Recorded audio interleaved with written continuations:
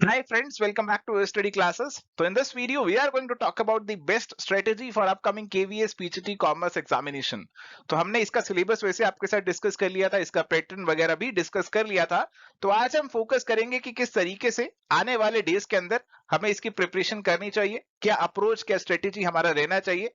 तो आइए फटाफट से इस सेशन को स्टार्ट करते हैं। तो सबसे पहले बात कर लेते हैं इस एग्जामिनेशन के पैटर्न की। देखो, आपको पैटर्न पता रहेगा, आपको पता होगा कि क्या चीज का क्या वेटेज है आपके सिलेक्शन के अंदर, तो फिर अकॉर्डिंगली आप उस पर फोकस कर सकते हैं। जैसे यहाँ पे आपका बताया कि प्रोफिशिएंसी इन लैंग्वेजेस, इंग्लिश और हिंदी वाला पार्ट इसके अंदर है, वो 20 मार्क्स का आपका पार्ट यहाँ पे रखा गया है। Journal awareness, reasoning and proficiency in the computer, ये भी आपको 20 मार्क्स का पार्ट यहाँ पे रखा गया है। इसके बाद perspectives on education and leadership, और ये वाले पार्ट की वेटेज अच्छी खासी 40 मार्क्स की यहाँ पे रखी हुई है। ये कहीं ना कहीं आपका टीचिंग पेडागोजी से जुड़ा हुआ है, बट कुछ टॉपिक्स हो सकता है आपको यहाँ पे नए भी देखने को मिले। और इसके बाद आता है जी आपका सब्जेक्ट स्पेसिफिक सिलेबस, जैसे कि हमारा जो कॉमर्स है, 100 मार्क्स का कॉमर्स आने वाला है। तो सबसे ज्यादा वेटेज तो आपके सब्जेक्ट की है, 100 मार्क्स का सिलेबस आने वाला है। बट इसका मतलब ये बिल्कुल नहीं है कि बाकी सारे पार्ट्स को इग्नोर किया जाए। बाकी सारे पार्ट्स भी आपको कुछ कुछ साथ में चलाने ही पड़ेंगे। कैसे चलाने हैं साथ में वो भी आपको बता दूंगा। फिलहाल यहाँ पे जो 180 मार्क्स हैं, उसकी जो आपको बाइफरकेशन है वो ध्यान में रखनी है। सबसे ज्यादा वेटेज आपके सब्जेक्ट की है, कॉमर्स की है। तो आइए बात करते हैं किस तरीके से आपका अप्रोच रहना चाहिए इस एग्जामिनेशन की प्रिपरेशन के लिए। तो प्यारे दोस्तों, मेरे हिसाब से जो आपकी केवीएस की स्ट्रेटेजी बननी चाहिए, वो बननी चाहिए आने वाले 75 डेज के लिए।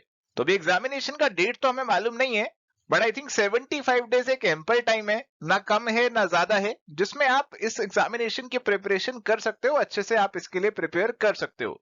ये ब्लंडर कभी मत करना कि एग्जामिनेशन की डेट्स का इंतजार करते हैं, जब डेट्स आएंगी तब पढ़ाई शुरू करेंगे।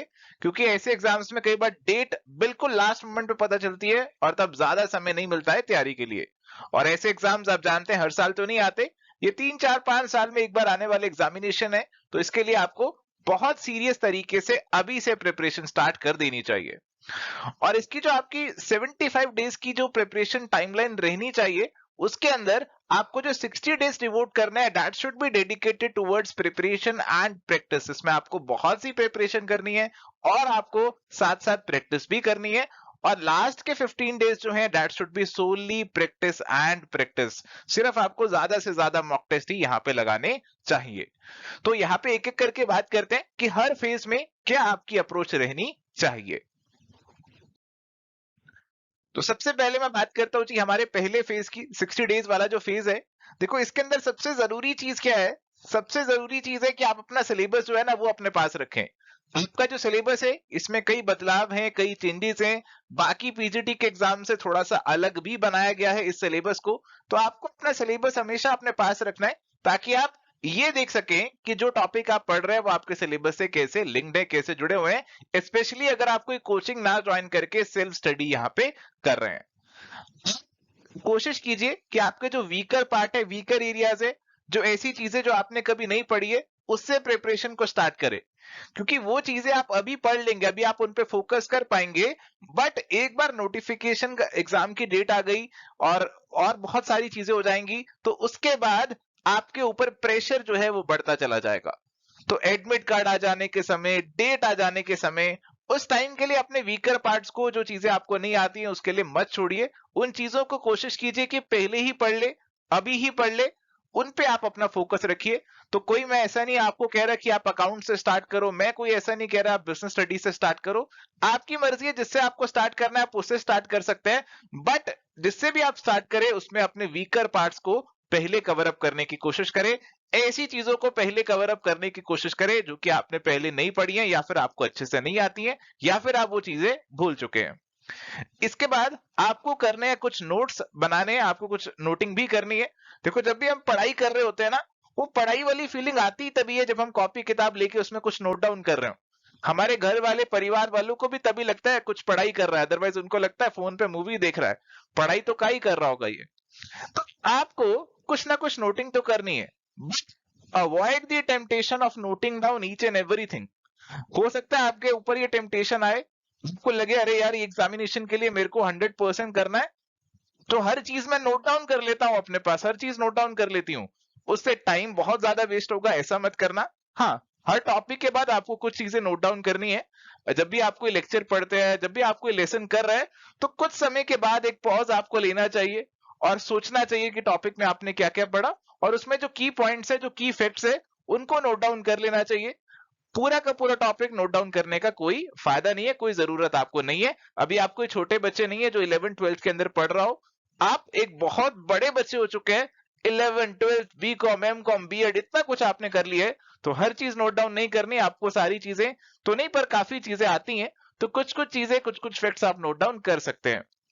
इसके साथ साथ इस फेज में प्रैक्टिस को भी कुछ कुछ साथ में लेकर चल रहे हैं। एक तो जो टॉपिक आप पढ़ रहे हैं, अगर उससे जुड़े हुए एमसीक्यूज आपको साथ में मिल रहे हैं तो बेस्ट है, उनकी प्रैक्टिस साथ साथ करते जाइए। और इसके साथ साथ आपके जो पीजीटी के पीवाई क्यूज है ना, चाहे वो केवीएस के हैं, चाहे एनवीएस के हैं, चाहे कोई और पीजीटी के पीवाई क्यूज हैं, आप डेली बेसिस पे प्रैक्टिस करते रहे, ताकि आपको ये आइडिया रहे कि पीजीटी लेवल पे कैसे एमसीक्यूज पूछे जाते हैं, ताकि आप अपनी प्रिपरेशन जो है उस लेवल की कर सकें। तो डेली आप एमसीक्यूज की प्रैक्टिस जरूर करें। केवीएस के पीवाई क्यूज से स्टार्ट कर सकते हो और उसके बाद बाकी पीवाई क्यूज पे भी मूव ऑन कर सकते हो। बट आपके जो सिलेबस से टॉपिक्स लिंक्ड नहीं है, उनको लेकर आपको ज्यादा परेशान नहीं होना। तो हो सकता है एनवीएस के अंदर आपको कुछ सवाल ऐसे टॉपिक्स में मिल जाए जो आपके केवीएस के सिलेबस में नहीं है, तो उन सवालों को आप इग्नोर स्किप कर सकते हैं। इसके बाद आता है जी आपका जनरल वाला पार्ट। तो जनरल वाला पार्ट जो है वो भी हमारे 80 मार्क्स का पार्ट है। 100 मार्क्स तो आपके सब्जेक्ट के हैं, बट 80 मार्क्स जो हैं they are for general part. तो इस जनरल पार्ट को भी इग्नोर नहीं कर सकते हैं। तो कम से कम डेली 1 घंटा आपको इस जनरल पार्ट के लिए जरूर लगाना चाहिए। कुछ ना कुछ जरूर करते रहिए डेली बेसिस पे इस जनरल पार्ट के लिए। इंग्लिश हिंदी के कुछ एमसीक्यूज, कुछ प्रीवियस ईयर के सवाल सॉल्व कर सकते हैं। आपके जो रीजनिंग एबिलिटी के कुछ सवाल है वो सॉल्व कर सकते हैं, कंप्यूटर से जुड़े हुए कुछ सवाल सॉल्व कर सकते हैं। और आपका जो टीचिंग वाला पोर्शन है वो अपने आप में एक बहुत वास्ट पोर्शन है, बहुत सारी कवरेज आपको उसकी भी करनी है। तो डेली बेसिस पे थोड़ा थोड़ा टाइम उन चीजों के लिए भी जरूर दे। तो ऐसे आपका जो स्ट्रेटेजी है, ऐसे आपका जो प्रिपरेशन है, वो फर्स्ट 60 डेज में यहाँ पे चलना चाहिए मेरे अकॉर्डिंग। और अगर हम इसके बाद आते हैं नेक्स्ट वाले फेज पे, तो ये आपका मेनली प्रैक्टिस वाला फेज रहेगा। लास्ट के जो 15 डेज रहेंगे, हो सकता है 60 डेज तक पहुंचते पहुंचते हमें और क्लैरिटी भी मिल जाए कि हमारा एग्जामिनेशन कब होने वाला है, तो उसके अकॉर्डिंग हम आगे और बेहतर प्लान कर पाएंगे। मेनली आपको उस फेज में आपको फुल लेंथ मॉक्स की प्रैक्टिस करनी रहेगी। आपको टाइम लिमिट सेट करके मॉक्स लगाने होंगे, ज्यादा से ज्यादा एमसीक्यूज की प्रैक्टिस करनी होगी, ताकि आप अपनी जो चीजें आपने अभी तक पढ़ी हुई है उन चीजों पे अपने आप को टेस्ट कर सके, आपकी प्रैक्टिस हो जाए 3 घंटे बैठने की, उसमें एग्जामिनेशन अटेम्प्ट करने की, और बाकी रिवीजन वगैरह आपकी उस समय साथ में चलती जाएगी। यहाँ पे हमारे जो सिलेबस के 2 स्पेसिफिक पार्ट्स है, अकाउंटेंसी और बिजनेस स्टडीज, उनके बारे में भी बातचीत कर लेते हैं। देखो, पार्ट ए हमारे पास अकाउंटेंसी है। ये पार्ट मुझे लगता है थोड़ा सा सिमटा हुआ पार्ट है, आप इसे कवर अप कर सकते हैं। ये पार्ट के अंदर आपके जो टॉपिक्स है यहाँ पे लिखे हुए, जैसे इंट्रोडक्शन टू अकाउंटिंग, आपको बेसिक अकाउंटिंग की बातें पढ़नी है। अकाउंटिंग की जो थ्योरीज, प्रिंसिपल्स, अकाउंटिंग स्टैंडर्ड पढ़ने रहते हैं। रिकॉर्डिंग बिजनेस ट्रांजैक्शंस की जो पूरा प्रोसेस चलता है, जर्नल लेजर का, ट्रायल बैलेंस वाला पार्ट, एरर रेक्टिफिकेशन वाला पार्ट। इसके अलावा आपके फाइनल अकाउंट्स किस तरीके से तैयार किए जाते हैं, आपकी डेप्रिसिएशन, प्रोविजंस, रिजर्व्स, उससे जुड़ी हुई सारी बातें आपको पढ़नी रहती है। पार्टनरशिप फर्म्स के बारे में भी आपको सारा कुछ पढ़ना है, admission, retirement, dissolution, death of the partner, और share capital, accounting for share capital, issue of shares के बारे में आपको यहाँ पे पढ़ना है। और इसके अलावा फोर फीचर ऑफ शेयर्स, री इशू ऑफ द शेयर्स, तो ये सारी चीजें आएंगी। और इसके अलावा यहाँ पे प्राइवेट प्लेसमेंट और एम्प्लॉय स्टॉक ऑप्शंस का टॉपिक भी इंक्लूड किया गया है, जो कि हो सकता है कईयों के लिए नया हो, तो उस टॉपिक को इग्नोर नहीं करना। देखो, जो भी नए टॉपिक्स आपके सिलेबस में आपको देखने को मिलेंगे ना, उनको इग्नोर नहीं करना। जैसे जीएसटी भी आपको देखने को मिलेगा अकाउंटेंसी के अंदर, और ये सारे टॉपिक से ऑलमोस्ट गारंटी है कि जो नया वाला टॉपिक है उससे तो पक्का सवाल एग्जाम में आएगा ही आएगा। तो उस टॉपिक को बिल्कुल इग्नोर करके नहीं जाना, और ज्यादा चांसेस है कि उस टॉपिक से आसान सवाल ही एग्जामिनेशन में आएगा। तो जो बेसिक क्लैरिटी है उस टॉपिक की, वही आपकी मदद कर जाएगी उस सवाल को आंसर करने में। बाकी अकाउंटिंग फॉर डिबेंचर्स है जी, कैसे डिबेंचर इशू किए जाते हैं, कैसे रिडीम करते हैं, वो डीआरआर वगैरह बनाते हैं, वो ये सारी चीजें आपके लिए इंपॉर्टेंट है, आपके लिए रेलेवेंट है।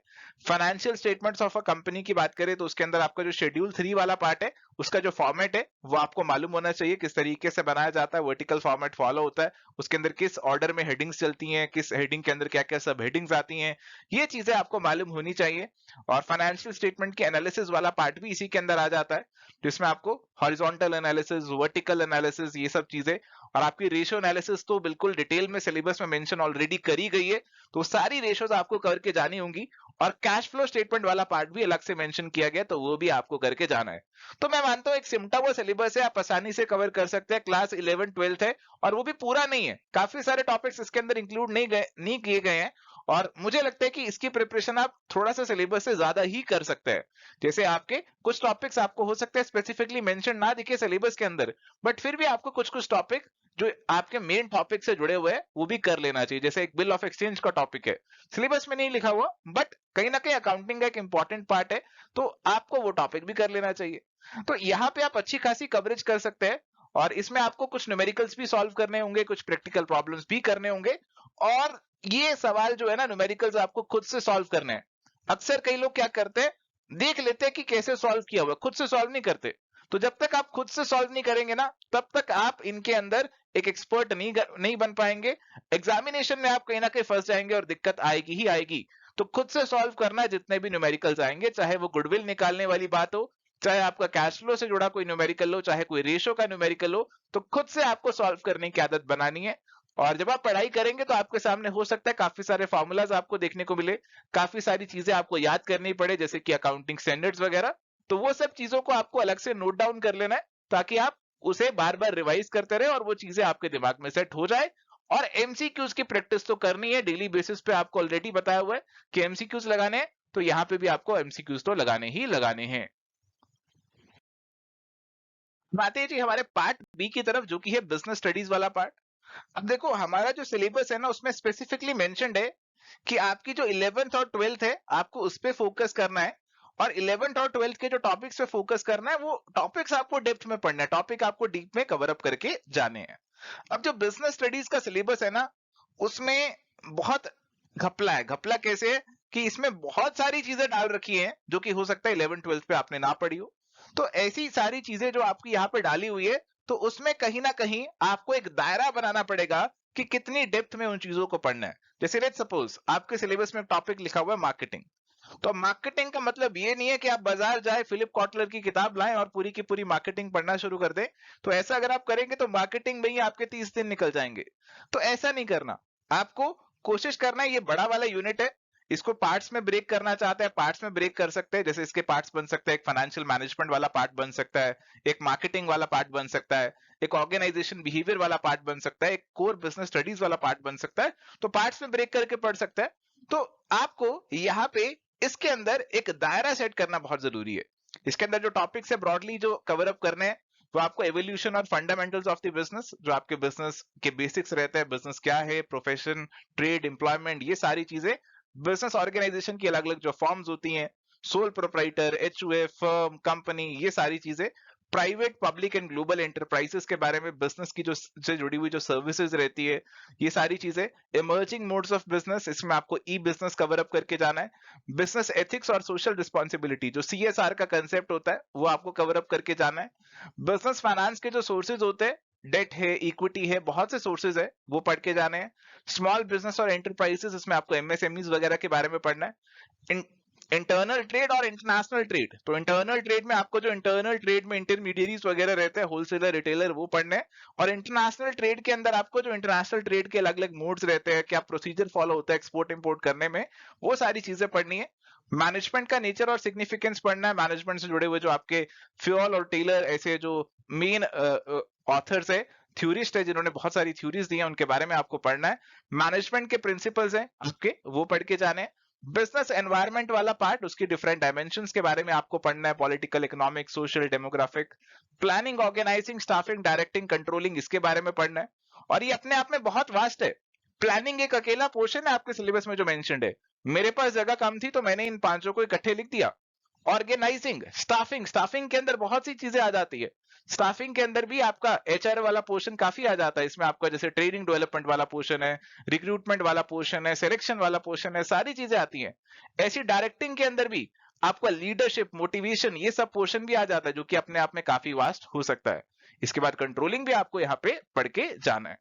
तो इनके अंदर जितनी डेप्थ में आप जाना चाहेंगे तो कोई कमी नहीं होगी, बट आपको कहीं ना कहीं आपकी लिमिट्स पता होनी चाहिए, and that limit should be your syllabus, कि आपके सिलेबस में जहां तक कवर अप करने को कहा हुआ है उसे थोड़ा 10-20% आगे बढ़ रहे हैं तो ठीक है, बट बहुत ज्यादा आगे बढ़ने की जरूरत नहीं है, क्योंकि यहाँ पे सिलेबस इसका एंडलेस हो सकता है, बट हमें कहीं ना कहीं अपने ऊपर लिमिट लगानी होगी, क्योंकि अगर आप लिमिट लगाएंगे तभी आप एमसीक्यू प्रैक्टिस के लिए टाइम निकाल पाएंगे, नहीं तो एमसीक्यू प्रैक्टिस के लिए टाइम नहीं मिलेगा। और इतना ही नहीं है सिलेबस के अंदर, इसके अंदर आपको फाइनेंशियल मैनेजमेंट के टॉपिक्स भी हैं, इसके अंदर आपके कैपिटल स्ट्रक्चर से जुड़ी हुई बातें भी हैं, वर्किंग कैपिटल मैनेजमेंट की बातें भी है, तो यहाँ पे भी आपको काफी चीजें कवर अप करनी पड़ेंगी। फाइनेंशियल मार्केट्स के अंदर आपका मनी मार्केट है, कैपिटल मार्केट है, सेबी का रूल है, ये सारी चीजें पढ़ के जानी है। मार्केटिंग अलग से भी आ रहा है, मार्केटिंग अलग से भी आ रहा है, इसको आपको कवर अप करके जाना है। इसमें मार्केटिंग के जो 4 पीस रहते हैं, प्रोडक्ट, प्राइस, प्लेस, प्रमोशन, उन पे बेसिकली आपको काम करना है। और कंज्यूमर प्रोटेक्शन से जुड़ा हुआ आपका जो कानून है 2019 वाला, वो आपको कवर अप करके जाना है। तो उससे जुड़ी हुई जो भी इंपॉर्टेंट चीजें रहती हैं, जैसे कितने लिमिट तक कहां पे अपील फाइल हो सकती है, कंज्यूमर प्रोटेक्शन के लिए क्या क्या एवेन्यूज अवेलेबल है, कंज्यूमर प्रोटेक्शन एक्ट 2019 में क्या क्या नई चीजें लेकर आए हुए हैं, कुछ इंपॉर्टेंट डेफिनेशंस वगैरह जो है, तो वो सारी चीजें एग्जामिनेशन में पूछ सकते हैं। देखो ये वाला जो पीजीटी लेवल का एग्जामिनेशन होता है ना, इसमें काफी सारे फैक्ट्स भी आपसे पूछ लिए जाते हैं, तो जो भी फैक्ट्स होंगे वो आपको यहाँ पे नोट डाउन करके रखने पड़ेंगे अपने पास। आपको कहीं ना कहीं अपने पे लिमिट लगानी पड़ेगी, जो नए टॉपिक्स है वो यहाँ पे भी अच्छे से करने पड़ेंगे। जैसे यहाँ पे एक नया टॉपिक आपको देखने को मिलेगा डीमोनेटाइजेशन का, तो डीमोनेटाइजेशन का जो टॉपिक है वो डेफिनेटली करके जाना, आसान सा सवाल आएगा एग्जामिनेशन में, तो उसमें आपकी कोई गड़बड़, कोई गलती नहीं होनी चाहिए। एंड प्यारे दोस्तों, अगर आप केवीएस पीजीटी कॉमर्स की प्रिपरेशन कर रहे हैं और आप चाहते हैं आपकी प्रिपरेशन एक गाइडेड तरीके से, डायरेक्शन के साथ हो जाए, आपको रेडीमेड कंटेंट मिल जाए जिसपे आपको फोकस करना है, तो आप एवर स्टडी क्लासेस का कोर्स भी चेकआउट कर सकते हैं, जिसमें आपको video classes, MCQs, PDF notes, solve PYQs और मॉक टेस्ट भी मिल जाएंगे प्रैक्टिस के लिए। तो इस कोर्स को आप चेकआउट कर सकते हैं, इस पर भी आप फ्लैट 30% ऑफ भी अवेल कर सकते हैं प्रोमो कोड अर्ली30 अप्लाई करके। ये इनिशियली सिर्फ फर्स्ट 30 स्टूडेंट्स के लिए था, बट अब हमने इसे सबके लिए अलाउ कर दिया है, तो जो भी कोर्स को परचेज करना चाहता है वो इस कोड को यहाँ पे अप्लाई कर सकता है for a limited period of time. तो ये आपका अराउंड 12 दिसंबर तक ही वैलिड रहेगा, तो उससे पहले पहले आपको अगर कोर्स परचेज करना है तो आप ये वाला कोड लगाकर 30% ऑफ ले सकते हैं। सो थैंक यू प्यारे दोस्तों, उम्मीद करते हैं स्ट्रेटेजी वीडियो से आपको फायदा हुआ होगा। वीडियो पसंद आया तो जरूर लाइक करना और शेयर करना अपने दोस्तों के साथ। Thank you, bye, take care, all the best.